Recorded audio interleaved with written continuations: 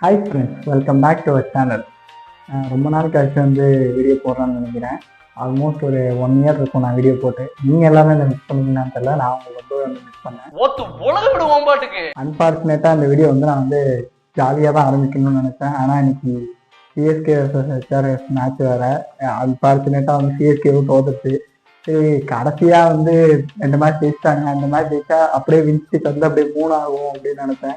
இதுல இன்னொரு சோகமான விஷயம் என்னன்னா, இன்னைக்கு ஜெயிச்சா ஸ்டேட்டஸ் ஸ்டோரி எல்லாம் போடலான்னு சொல்லிட்டு நிறைய மீம் டெம்ப்ளேட்ஸ், நிறைய ஸ்டோரிஸ் எல்லாம் வச்சிருந்தேன். அதுவுமே இன்னைக்கு வேஸ்டா போயிடுச்சு. 8 மேட்ச் தான் இருக்கு. 8 மேட்ச்ல கண்டிப்பா வந்து ஒரு 6 மேட்ச் ஜெயிக்கணும், அப்பதான் பிளேயர்ஸ் போக முடியும். அடுத்த வேற நம்ம மும்பை வேற வந்து 2 தடவை வந்து ஃபேஸ் பண்ணணும். ஒன்னு ஹோம்ல, இன்னொன்னு வான்கேடையில. அவனுங்க திடீர்னு வந்து நம்ம கூட ஃபார்முக்கு வரன்ட்டு நம்மளை அடிச்சு குழந்துட்டாங்கன்னா நமக்கு பிளேயர் சான்ஸ் போயிடும். என்ன நடக்குன்னு வெயிட் பண்ணி தான் நம்ம பார்க்கணும். அப்புறம் இன்னைக்கு வந்து நம்ம வந்து தோக்க வேண்டிய மேட்ச் இது கிடையாது. எப்படி பார்த்தாலுமே இந்த மேட்ச் வந்து சிஎஸ்கே தான் வின் பண்ணியிருக்கணும். ஏன்னா ஒரு 8.5 ஓவர்ஸ்லாம் இவன் 100 ரன்ஸ் வந்து கிராஸ் பண்ணிட்டாங்க சிஎஸ்ல. பவுலிங்குமே இன்னைக்கு வந்து எல்லாருமே வந்து சூப்பராக போட்டாங்க. எப்படி சொல்றதுன்னா, பவர் பிளேல அவங்க 75 ரன் அடிச்சுட்டாருமே, ரெகுலர் இன்டர்வியூஸ்ல வந்து விக்கெட் எடுத்துக்கிட்டே இருந்தாங்க. கம்போஸும் சரி, ஓவர் டைமும் சரி, ஈச் 3 விக்கெட் எடுத்து பவுலிங் ஓரளவு நல்லா தான் போட்டாங்க. பேட்டிங்னு வரப்போ வந்து பவர் பிளே ஓகே, ஆயுஷ் மாத்திரை விளாடுற வரைக்கும் நல்லா தான் போச்சு மேட்ச். அதுக்கப்புறம் வந்து யாருக்குமே பேட்ல படவே இல்லை. கடைசியில தூபே நின்று பேஸ் பண்ணி கொடுப்பான்னு பார்த்தா கடைசி ஒரு 5 ஓவர்ல ரன்னே வரல. 1 चामे 2 चामे 3 चामे 4 चामे 5 चामे 6 चामे डा deputy commissioner of sixes Chennai. இந்த எண்ட்ல வந்து ஓவர்டன் அடிச்சு வின் பண்ணி கொடுப்பான் அப்படின்னு நினைச்சேன். ஏன்னா லாஸ்ட் ஃபியூ மேட்சஸா வந்து அவன் தான் வித் பாலும் சரி வித் பேட்டும் சரி நல்லா பர்ஃபார்ம் பண்ணி சிஎஸ்கே வந்து எல்லா மேட்ச்ல அலையோ வச்சிருந்தான். இல்லை நான் இங்க வந்து ஓவர்டனே அடிக்கிற மாதிரி இருக்கு, எங்கனாலும் நான் அப்படியே அடிப்பேன். உண்மையாவே சொல்ல போனோம்னா இன்னைக்கு ஓவர்டனுக்கு பேட்லேயே வந்து படலை. அன்சுல் கம்போஜ் வந்து அந்த நார்த் சைக்கிள்ல வந்து இருக்கான். இவன் வந்து 6 அடிப்பான் அப்படின்னு நாங்களும் எதிர்பார்த்துட்டு இருக்கோம். ஆனா ஒரு 6 வரல, ஒரு 4 வரல. கம்போஜ் கூட எனக்கு 6 அடிச்சா, ஆனா ஓவர் சுத்தமா வந்து பேட்லயே படல. லேப்டாப் வந்து மூடி வச்சிட்டோம் மேட்ச் முடிஞ்ச அடுத்த செகண்ட்.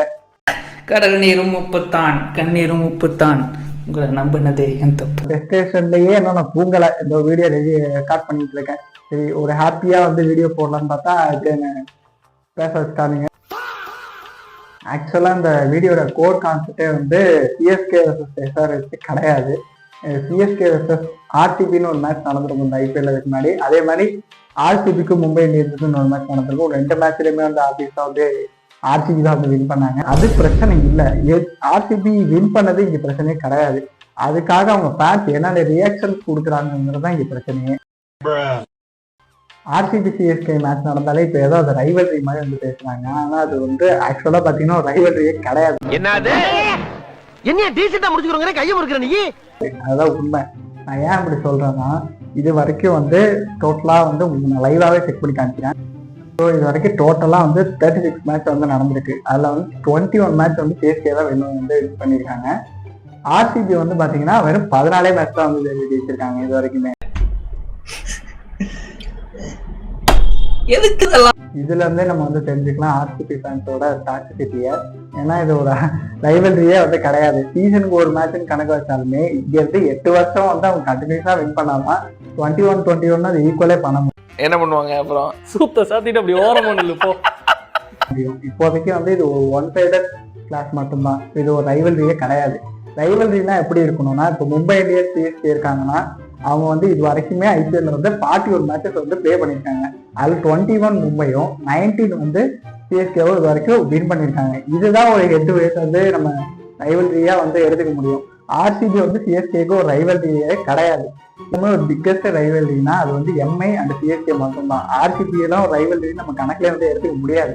எப்படி வந்து இங்கிட்ட ஒரு 5 டைம்ஸ் சாம்பியன்ஸ் இருக்காங்களோ, இங்கிட்ட ஒரு 5 டைம்ஸ் சாம்பியன்ஸ் இருக்காங்க ஆல்ரெடி.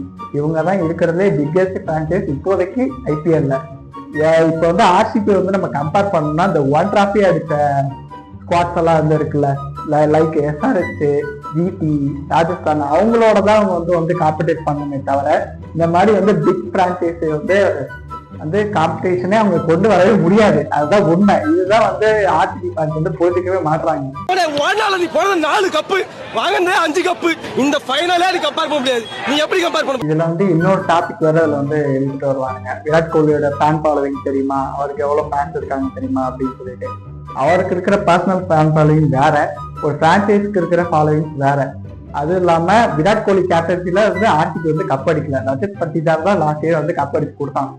அதுதான் வந்து அந்த டாக்ஸிக் ஃபேன்ஸ் வந்து புரிஞ்சுக்கவே மாட்டாங்க. இன்னொன்னு வந்து ஆர்சிபி ஃபேன்ஸ் மாதிரி யாருனாலையுமே வந்து முட்டு கொடுக்க முடியாது. லாஸ்ட் 2 இயர்ஸா வந்து ஆர்சிபி வந்து உண்மையாவே நல்லா தான் விளையாடுறாங்க. அது வந்து யாருமே இங்க வந்து எந்த விதத்துலயுமே குறை சொல்ல முடியாது. உண்மையாவே அவங்க நல்லா விளையாடுறாங்க. அவங்களோட ஸ்குவாட் செலெக்ஷனுமே சரி, அவங்களோட டீமுமே சரி, முன்னாடியோட கம்பேர் பண்றப்போ இப்போ நல்லா தான் இருக்கு. ஆனா இதுக்கு இவங்க ஒரு முட்டு கொடுக்குறானுங்க பாருங்க. லாஸ்ட் 2 இயர்ஸா வந்து பெஸ்ட் பிரான்ச்சைசி வந்து ஆர்சிபி தான். ஆர்சிபி ஃபேன்ஸ் வந்து நம்ம 2 கேட்டகரியா வந்து பிரிக்கலாம், பிஃபோர் லாக்டவுன், ஆஃப்டர் லாக்டவுன் அப்படின்னு சொல்லிட்டு. ஆர்சிபி ஃபேன்ஸ் வந்து சொல்லுவாங்க, பிரசன்ட்ல பாருங்க ப்ரோ, பிரசன்ட்ல யார் நல்லா பண்றா, பிரசன்ட்ல எந்த டீம் ஆர்சிபி தான் நல்லா விளையாடுது, சிஎஸ்கே எல்லாம் ஒரு டீமா, தோனியை வந்து புள்ளி பண்றது, தோனிக்கு எல்லாம் வயசாயிடுச்சு ப்ரோ, அதை வந்து ரிட்டையர் ஆக சொல்லுங்க அப்படின்னு சொல்லி. லூஸ் ஆடா நீங்க. ஏய், நீ லாக்டவுனுக்கு அப்புறம் கிரிக்கெட் பார்க்க ஆரம்பிச்சேன்னா அதுக்கு முன்னாடி நடந்த சீசன்ஸ்லாம் இல்லைன்னு ஆயிடாதா. சிஎஸ்கேவும் சரி, எம்ஐயுமே சரி, ஆல்ரெடி வந்து ஈச் 5 டைட்டில்ஸ் வந்து அடிச்சிட்டாங்க இந்த பாஸ். ஸோ இப்போ கரண்ட் பிரான்ச்சைஸ் வந்து டிஃபெண்டிங் சாம்பியன்ஸா மட்டும்தான் வந்து ஆர்சிபி வந்து இருக்காங்க. அதுக்கே வந்து நீங்க ஆர்சிபி எடுத்துட்டு போய் எம்ஐயோடய சிஎஸ்கேயோடய கம்பேர் பண்ணிட்டு ஓவர் ஸ்டேட் வந்து ஸ்பெக்ட் பண்றது வந்து நல்ல விஷயமா வந்து கிடையாது. இது ஒரு ஆர்கானிக்கான ஃபேன் பேஸ் கிடையாது, இது ஒரு டாக்ஸிக் ஃபேன் பேஸ். இதெல்லாம் வந்து லாக்டவுனுக்கு அப்புறம் வந்து ஆர்சிபிக்காக, விராட் கோலிக்காகவும் வந்து கிரிக்கெட் பார்க்க ஆரம்பிச்சவங்க. ஸோ இவங்களோட மென்டாலிட்டி வந்து பிஃபோர் கோவிட் வந்து ஐபிஎல் நடக்காத மாதிரியும், ஆஃப்டர் கோவிட் தான் வந்து ஐபிஎல் ஸ்டார்ட் ஆன மாதிரி இவங்களோட மைண்ட் செட் வந்து இருக்கு. இதுதான் உண்மையும் கூட.